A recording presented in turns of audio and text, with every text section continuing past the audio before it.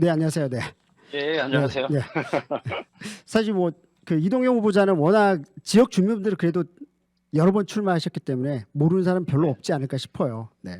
그래서 다른 질문 드릴 텐데 참, 네, 지금 솔직히 어쨌든 관악갑 지역에서 다들 보면 유기용, 김성식 양강 체제라고 이야기 많이 하는데 쉽지 않은 네. 도전이라는 거 후보자님도 아실 것 같은데 그럼에도 불구하고 계속 어쨌든 문을 두들기고 있고 뭔가 핵심 전략, 그럼에도 불구하고 핵심 전략을 갖고 계실 것 같아요. 어떤 전략을 갖고 이렇게 좀 임하실 생각인가요? 4월 2일부터? 이번 선거에서 뭐 제가, 선거 슬로건으로서 걸었던 거는 관악 정치 교체인데요. 네네. 뭐, 유기용 위원장, 그리고 이제 김성식 의원 이제 두 분 이제 양강구도 뭐, 금방 이제 사회분께서도 말씀 주셨는데, 네네.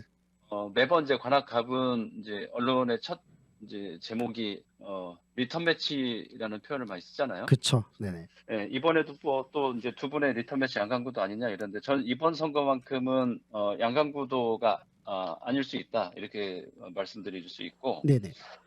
오히려 이제 두 분이 계속 주거니 받거니 번갈아 가면서 4년마다 해서 16년 동안 두 분 이제 586 이제 이 정치인들이신데 네네. 16년 동안 계속 번갈아 가면서 두 번씩 하셨다는 거죠. 네네. 그래서 이제 16년 동안 이제 586 정치인들이 했던 이 기득권 정치에 대해서 또다시 리턴 매치라고 해야 되는가? 저는 이제 그렇게 보진 않고, 네네. 두 분 586 기득권과 그다음에 새롭게 좀 정치 교체가 필요한 이쪽에 오히려 이제 큰 틀의 양강구도. 그래서 어, 김성식, 유기용 이 두 분의 한 축과 뭐 이동영과의 좀 새로운 정치 세력, 네. 새로운 신양강구도 저는 이렇게 형성되고 있다고 말씀드리고 네네. 오히려 이제 이번 선거 같은 경우는 기존의 양당이 이제 쭉 붙는 구조기보다는 어, 여당이 있고 그다음에 또 뭐 제1야당도 있고 또 무소속 후보까지 이번에 또 현역 의원이 나오는 어, 새로운 좀 구도가 만들어졌기 때문에 이번 선거에서는 저는 변수들도 많고 특히나 네. 비례위성정당 관련해서도 여러 가지 지금 논쟁들이 있고 유권자들이 어떻게 좀 판단할지 저는 네네. 뭐 좀 심각하게 좀 볼 필요가 있다. 그래서 오히려 양강구도라기보단 이번에는 다자구도고 네네. 크게 봤을 때는 네네. 기존의 이제 기득권 정치와 좀 새로운 정치로 좀 바꾸려고 하는 그런 좀 정치 교체 좀 판가리 네. 관악 정치의 좀 판가리 구도가 아닌가 그렇게 생각합니다. 그 구도가 바뀌었다고 보신 거잖아요. 그전하고. 그쵸. 네네네네. 네. 네. 네. 국회의원 출마를 매번 하시는데 그 현재 이제 국회에 대한 평가 있으실 거고 어쨌든 그 지역 관악구 주민들한테 뭔가 시대상을 반영하는 매력적인 국회의원의 상이 있으실 것 같거든요. 좀 이야기해 주시면 좋을 것 같습니다. 음, 국회 관련해서는 뭐 매번 선거 때마다 그 당시의 국회를 최악의 국회라고 많이 이제 평가들을 하는데 네. 그만큼 정치 그리고 국회가 우리 유권자들 그리고 시민들한테 신뢰를 받고 있지 못하다는 반증이기도 하다고 봅니다. 근데 문제는 특히 이번 20대 국회 같은 경우는 좀 극한 좀 진영 대결이 좀 극대화된 국회 아닌가. 네. 그래서 모든 그 지역에서 이제 선거하거나 이제 정치 활동을 하다 보면 제발 국회의원들 싸움 좀 하지 말고 일 좀 해라 이 얘기 많이 하시는데 네네. 저는 뭐 맞는 말씀이라고 보고 다만 국회는 여야가 저는 싸우는 정치 공간이라고 봐요. 네네. 이게 이제 뭘 놓고 싸우는 거냐. 그러니까 민생을 놓고 어떤 게 더 맞는지에 대해서 치열하게 토론하고 말로 싸우는 거지. 몸으로 싸우니까 이제 저는 유권자들이 싫어한다고 보고 어, 싸우되 거기에 대해서 좀 최대한 합의 지점을 만들어내서 그 좀 변화의 성과들을 만들어내는 정치 이게 되면 전 충분히 뭐 국민들의 삶의 변화가 온다고 하면 좀 신뢰를 보내줄 수 있다고 보고 특히 이제 21대 국회에서 제가 국회에 들어간다면 두 가지는 꼭 바꾸고 싶은데요. 하나는 국민들의 좀 신뢰를 받으려면 국회가 일하는 국회가 되려면 상시 국회로 좀 열 필요가 있다. 상임위가 됐던 그리고 네. 국정감사, 국정조사에 대해서 일상적으로 상임위 중심으로 열 수 있게 바꿔야 되는 게 하나 있고요. 네. 그다음에 교섭단체 요건들을 좀 완화시켜서 국회 운영과 관련해서 다양한 국민들의 의사를 표출하고 있는 정당들 간의 조정 그리고 타협 그리고 합의를 거쳐서 진행될 수 있는 구조 이게 두 번째로 필요하다고 보고 마지막으로 꼭 하나 필요한 거는 네, 매년 연말 예산 심사할 때마다 쪽지 예산 띄어넣기 예산 가지고 언론에 이제 도마 위에 오르곤 하는데 네네, 21대 국회에서 정말 새롭게 좀 바꾸고자 한다면 예산 개수 조정 관련해서 투명하게 공개돼야 되고 예산 소위 소소위 아무도 모르는 그리고 어떤 예산이 만들어진지도 참여한 사람들도 모르는 그런 예산 심사가 아니라 예산결산특별위원회 그리고 소위원회 소소위 이 자체의 전 과정이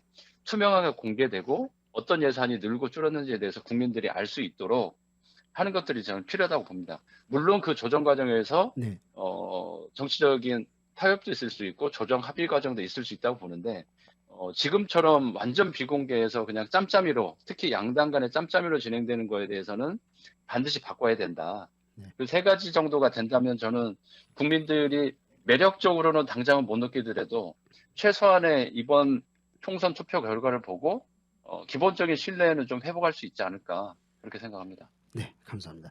그 가짜 뉴스 뭐 이번 코로나19 때문에도 엄청나게 돌아다녔는데 사실 가짜 뉴스 가지고 계속 싸우고 하는 모습들을 계속 봤었던 것 같습니다. 이 상황을 어떻게 바라보고 계시고 있고 또 예를 들어서 정책이나 공약 같은 게 있다라면 대안까지 좀 이야기해 주시면 좋을 것 같습니다.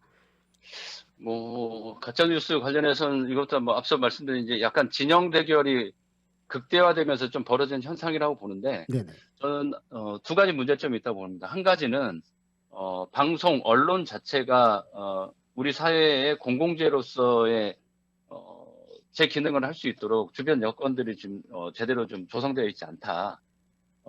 기존에 이명박 정부 때 만들어졌던 종편 방송부터 해서 핵심적인 문제는 방송이 공공재로서 기능을 하려면 전파권 자체가 공공에 충분히 통제가 되고 공공이 전반적으로 좀 관리할 수 있는 체제가 돼야 저는 이런 가짜 뉴스에서도 관리가 가능하다고 보고 네. 물론 표현의 자유나 이런 부분들을 과도하게 법적으로 제재하려고 하는 것들은 좀 최소화해야 된다라고 보고요. 오히려 이제 뭐 가짜 뉴스를 빌미로 표현의 자유를 누리려고 하는 것들은 적절치 않다고 보고 네. 두 번째는 정치권에 결국은 가짜 뉴스도 전 정치의 문제라고 보는데 진영 대결을 하다 보니까 계속 양 진영 간의 극대화된 좀 극단적인 내용을 가지고 자기 합리화를 하다 보니까 계속 좀 오버페이스를 하게 된다고 봐요. 그래서 가짜 뉴스 뭐 특히 유튜브든 이런 과정에서 가면서 소위 뭐 확증 편향까지 이렇게 쭉 가는 건데 저는 그런 측면에서는 좀 정치권에서 어느 정도 좀 자정작용들을 일단 갖추는 게 필요하지.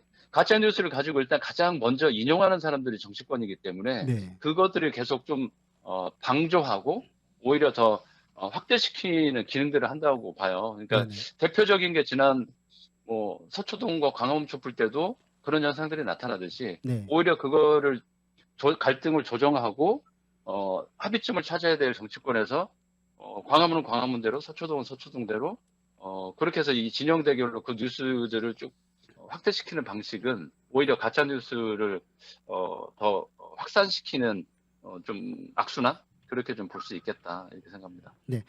엠번방 사건 뭐 보셨죠?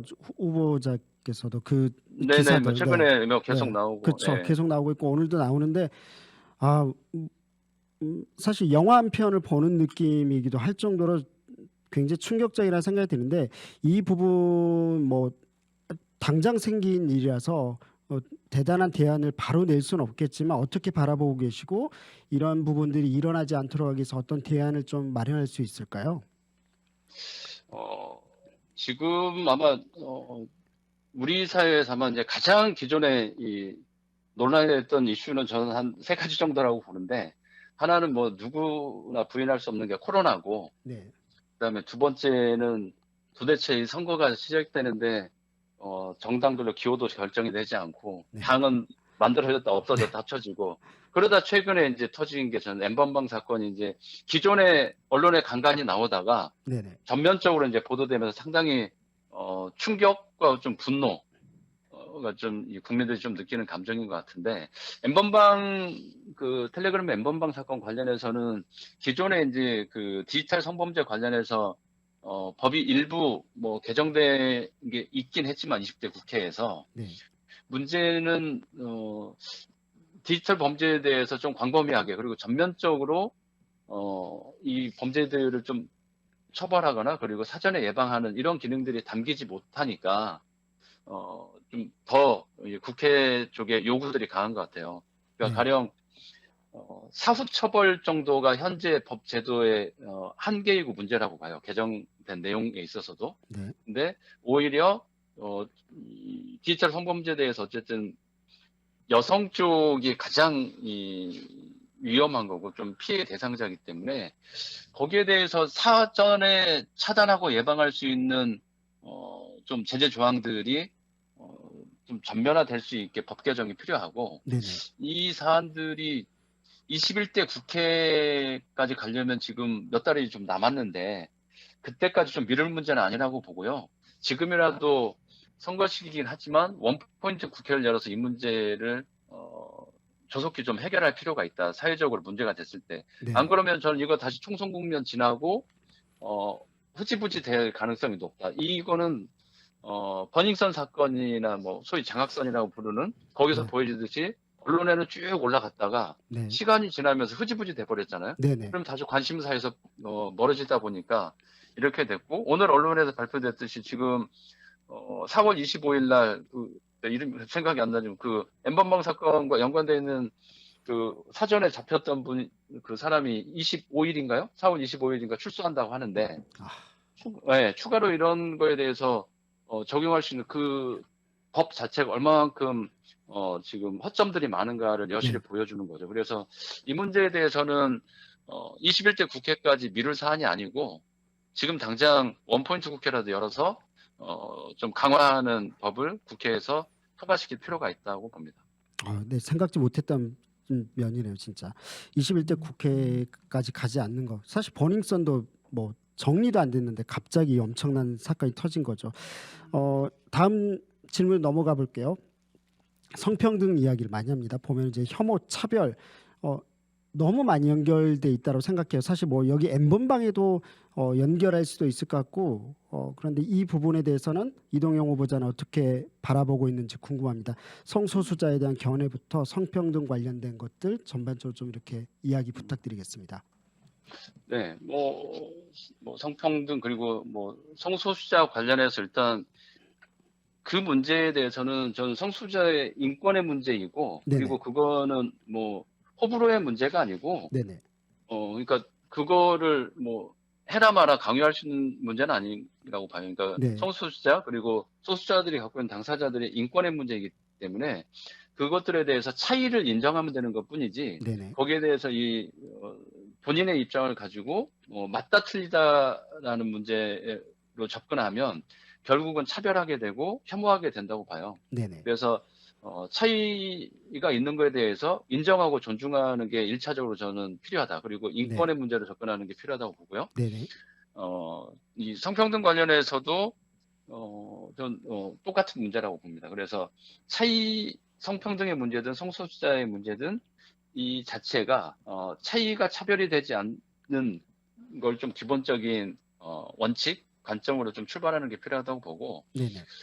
국회나 이제 정치권에서 이제 그러면 이 성평등 그리고 성소수자 관련해서는 좀 어떻게 할 거냐 이 문제에 대해서는 여러 차례 뭐 저희 뭐 특히 이제 당에서도 다양한 뭐 정책이나 입장들을 쭉 냈었는데 최근에는 그 문제는 좀 많이 나오는 것 같아요. 그러니까 의회든 그러니까 해외 사례들도 있듯이 의회든 약간 이 다수의 좀 대의 체계들을 구성하게 됐을 때 남녀 동수제 문제든지 이 문제에 대해서 좀 전향적으로 접근할 필요가 있다. 그리고 네. 추진할 필요가 있다고 보고 단순히 지금 기존에 해왔던 할당을 늘리는 방식 이것들도 저는 좀 더 계속 확대돼야 된다고 보지만 네네. 좀 근본적으로 본다면 뭐 지금 뭐 국무위원회 장관의 뭐 몇 프로가 갔네 이렇게 쭉 하듯이 네네. 뭐 아예 이 시기는 총선 그리고 향후 다음 대선을 거치면서 우리 사회도 남녀동수제나 여러 가지 좀 전향적으로 접근하는 게 되지 않을까 싶고 네네. 저나 정의당의 입장은 좀 그렇게 좀 더 전면적으로 갈 필요가 있다 이렇게 좀 생각합니다. 네. 마지막인데요. 이제 자신의 강점 분명히 이제 후보 너무 많은 정보들이 많잖아요. 사실 그 인생 살아온 게 뭐 다른 분 50대, 60대 이렇게 되어 40대 이렇게 했는데 그 인생을 한 번에 규정짓기 어렵습니다. 그래서 좀 압축적으로 본인의 강점, 21대 국회의원에 왜 어울리는지를 좀 설명해 주시면 좋을 것 같습니다. 어, 앞서서 이제 쭉 말씀 이제 드렸었는데 제가 이제 이번 국회의원 선거에 출마한 목표는 처음부터 끝까지 관악 정치 교체예요. 네네. 그리고 두 가지 방향을 잡았다. 하나는 관악 정치 교체, 하나는 민생 정치의 회복 이렇게 좀 되고 있는데 16년간 좀 계속 진행됐던 이 4년간 번갈아가는 소위 리턴 매치라고 하는 좀 그들만의 리그 속에서 과연 관악 정치는 좀 얼마만큼 바뀌었는지 그리고 관악 주민들의 삶은 정말 변화되었는지. 근데 사실상 지금 관악뿐만 아니라 전체적으로 기득권 불평등과 양극화가 좀 심화되어 있지 않습니까? 네. 그래서 그 정치 교체를 하는 데 있어서 지금은 그러면 새로운 사람이 정치가 바뀌려면 결국 사람이 바뀔 수밖에 없는데 그 정치 교체 좀 적임자로 이번에 그럼 누구를 선택할 거냐의 문제에 있어서 저는 이제 감히 자부하는 거는 제가 이제 지금도 총선에서 진보정당의 후보로 지금 도전하고 있지만 네. 우리 관악은 저는 정치 교체 1번지라고 생각해요.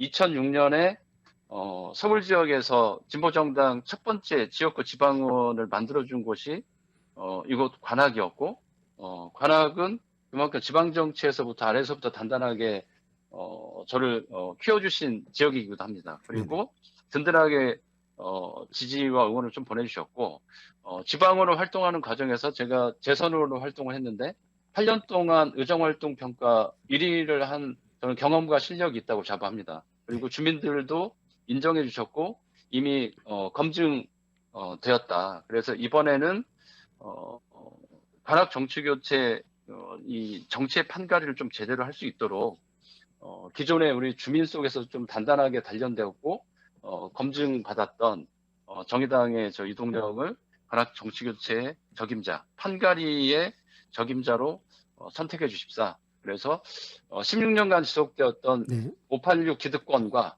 그리고 주민 속에서 쭉 같이 동고동락했던 새로운 좀 정치 세력과의 한판 판가리 대결에서 정의당의 이동영을 꼭 선택해 주십사. 이렇게 말씀드리고 싶습니다. 네, 감사합니다. 오늘 시간 좀 다 돼서 이 정도로 마무리하도록 하겠습니다. 4월 2일, 3일 그리고 9일 또 인터넷 서면을 통한 시간이 있습니다. 많은 이용 부탁드리겠습니다. 오늘 감사합니다. 고맙습니다. 네.